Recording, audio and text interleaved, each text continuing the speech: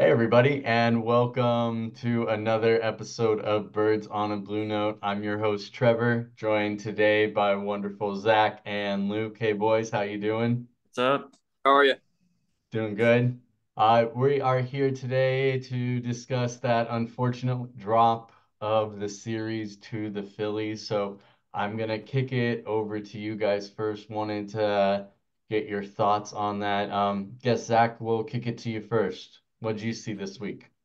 The biggest thing is that the rotation is still pitching pretty well. I think Sonny Gray was, I think, 65 pitches or 5 innings. That was a delight to watch. We keep getting production out of him and Matz and Michaelis and those guys. That's gonna be really, really good, going a long way. But really, the offense just sucks. I mean, for lack of a better word, it's so disappointing to see the guys we're paying a lot of money in the middle of the order. Either it's Contreras out of the lineup or it's Goldie and Nato just not virtually non-existent. I mean, I think basically Wynn and Ivan Herrera right now are better at bats than Nolan Arenado and Paul Goldschmidt. So that's really the big thing for me is just how are we going to get those guys going? How about you, Luke? Similar thoughts? Yeah, I'm really liking the pitching. Then with Gray coming in, we moved Thompson to the bullpen. He is going to do pretty good out there. We saw that today. That I feel like if we have like a 5 inning day, he's going to come in and save that bullpen up. I mean, we can only hope. Hmm. Obviously, they didn't want to push him too far Yeah. coming back from that hamstring, and rightfully so. There's no reason to risk that. He was having a great outing. No need to. I think the quote that he had after the game was he and Marmol were talking, and he's like, "This is a good game. I just don't let me go too far," type Yeah. of deal. You know, so Right. At the end of the day, it was kind of a rehab in the major leagues, in a way as well. So he kind of came back a little bit early and just kind of said that if he's feeling good, then he wants to pitch here and not go make a rehab start. So essentially, Yeah. in my brain, it was a rehab in St. Louis. yeah, and not a bad one at all. And another thing too, Herrera continues to Jeez. hit Yeah. that ball well. That follow through on his swing is just Ever since the lovely. his off season, all those clips going now, I was like, I'm ready. He's gonna have the season. I haven't seen a guy get more natural loft out of his swing than him. It doesn't look like he's straight uppercutting until he gets to the follow through of his swing, and it looks like he's just swinging straight up. But then you Yeah. watch it in slow motion. That's one of the best I've ever seen at getting the ball in the air. I think that goes into his total barrels and his exit velo. I mean, it's really impressive stats as well. And I mean the other thing too, like this weekend really boiled down to that situational hitting and the offense not coming through again. I mean, game one, if we get just a poke of the ball to the right side of the field, that is scoring him from third and not just giving us a lead, but avoiding us having to go to extras with that Right. extra run. Yeah. And then if you look at today again, it came down to where were the hitters when, we needed them to come through. And we just can't be doing that over and over again. It's really, really frustrating, especially when coming into the season, our issues that we thought we were going to have were mainly with the rotation, and they have been delivering Right. That's steady outing after One more steady thing to well, add outing. is go ahead, Luke. I'll say something after you. I don't think if Wynn should have taken a rest day today. Let's just say that. I feel like he could have helped out today because he's doing pretty good. Then you bring Crawford in. I mean, Wynn already had a rest day like last week. I'm kind of at, a different point of view right now. I agree with you there because we're already getting a day off per week. This is the whole month. Yeah. So we're pretty, I get the point. You want to keep the young legs fresh, and I think he's never played over a total of 135 in a year. That was last year, including the major leagues. I think it was like 135. And I get it. If you just want to keep his legs fresh, I'd rather miss some games now than miss some games in September or be Yeah. tired in September. Hmm. But right now, this is the early part of the year, and we're getting a day off every Thursday, pretty much for the whole month. And I think we Yeah. get a Well, day. I mean, So we don't know how he's feeling. We don't know what he's going That's through. true. So 100%. I'm gonna default to letting the players and the staff know where they're at and what they need. He is still young, going Well, 160 he also came in games. the back end of this game today, so he should be fine. Right. Well, I think yeah, the big part of but that is that's. if you get. Go ahead. Oh, go ahead. No, you go ahead, Zach. I think the part we get Brandon Crawford for is to teach him how to be a pro. So you got to teach Yeah. him how to be able to sit on the bench. You got to teach him how to start, how to have a routine whenever you're sitting on the bench, and a routine whenever you're starting. And Yep. for that to work really, really well, he has to be able to see what Brandon Crawford does whenever he sits, what Brandon Crawford does whenever he plays every day. That makes So sense. there has to be games where he's getting to see and learn and kind of see how he approaches a game against a tough righty until enough times before he really knows how to do that. He's really learning. So I think that might be a piece of it, is just really kind of giving him the ability to learn and actually learn from Brendan Crawford, because you're not going to learn that much just by having him as a guy to talk to in the dugout. Yeah, and so I mean the other elephant in the room, other than the offense, really this week, Victor Scott.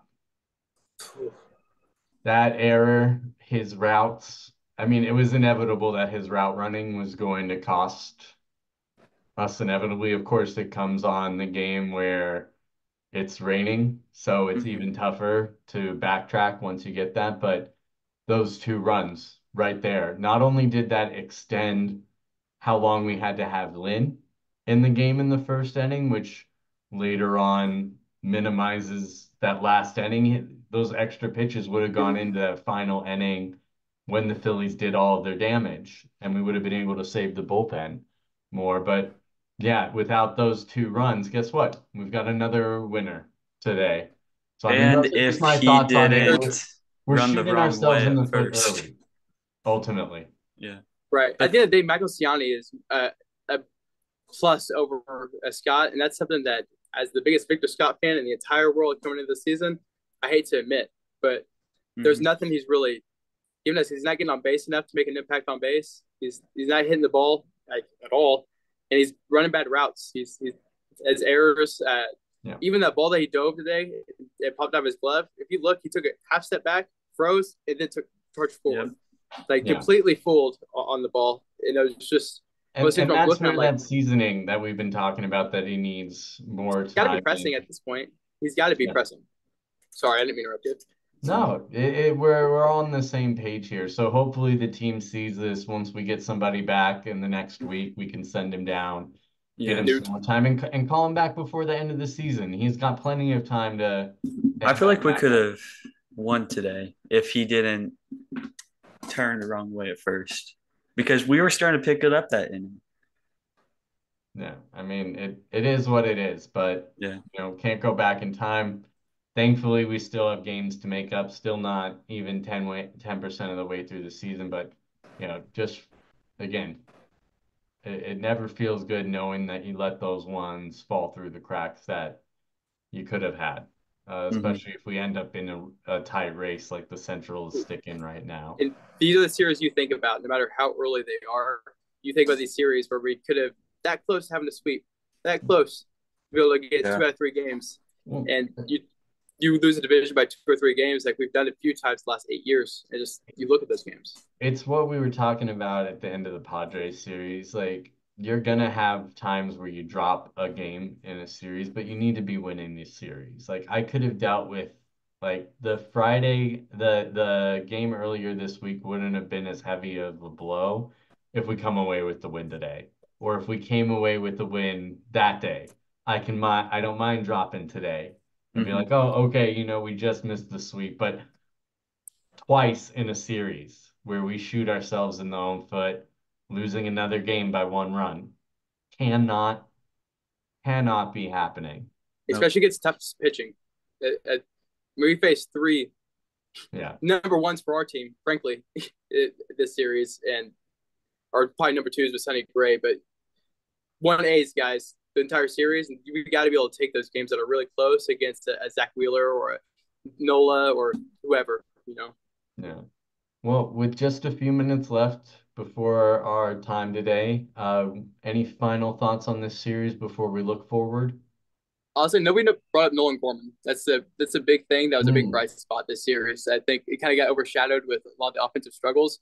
But dude mashed, and he had 3 balls that were home runs, well over 100-mile-an-hour exit velocity. I think one was 101, 103-ish area, but that went to right center. And if that man is hitting balls, scorching fastballs to right center, then he'll be on time for those sliders in. And He can his just lay off the defense ones at on his feet. second.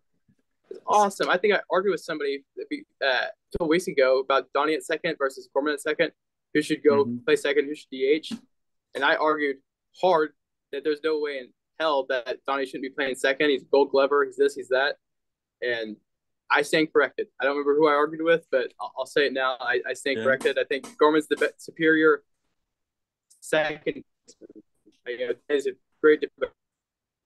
And those turns at turn double plays have been quick and electric. He's making every play. I think he's only got one error. I mean, it's just playing awesome. No, yeah, that is good. Good. Thank you for bringing that up. So looking forward, next series we are going to be going up against the Diamondbacks. I believe, if I'm correct, that is on the road. So with that in mind, it looks like we're facing the back end of their pitching staff right before we get Gallen in the final game. So in my mind, should be an easy two first games to hopefully get and then go for the sweep against Yes, Gallen. sir. Yep. In my mind, this is the place where if Goldie is going to get back on track, it has to be in Arizona, the place where he knows this ballpark well. The fans are going to support him, even though he's not wearing their colors. Mm-hmm. Plenty of people still show up. As somebody that Right. was just in Arizona a few years ago, they wear his jersey all the time still. So it's going to be interesting to see. But if he can get things going during that series, that's going to bode well for us. What do you guys want to see? We got 2 more minutes before we wrap up. What would you like to see this upcoming series? Better offense, bullpen keeps going, and our rotation's been looking decent. I mean, I'm shocked and happy about it. Yeah, mine's quick. Just to expand on what you said, just goalie Nato. They're both in a West guys for years and have destroyed that ballpark. Get to see them get going and maybe get some confidence under them just for smashing some balls in some easy lighter air, which would be awesome to see. So that's about it for me. Also, Newt's coming back. What are you doing with Burleson? And like Scott goes Scott, down like, for Newt. Scott Scott, goes out for Newt. okay, Everything's then say what safe. about now. Burleson? Is he playing or is he benched? Well, I think Burley is the fourth outfield type right now for the most part. Anyways, getting DH at bats. Because He's he's been hot. he's a DH though, Yeah. essentially. So I mean, don't be enough at bats for him with Walker arrest or Newt arrest because he'll be just getting back. But no, I think Scott's got to be Correa's been doing good at catching and Yeah, Contreras at DH. What do you do? Yeah, You 100%. need Contreras behind there. They're going to keep running Yeah. on Herrera. He's going to get more DH at bats, but Yeah. Contreras needs to be behind the plate. People are less willing to run on Mhm. him. Still willing to run more than Yachty, obviously, but Herrera is having issues. He needs to work on that throw and arm strength and whatnot. But Accuracy.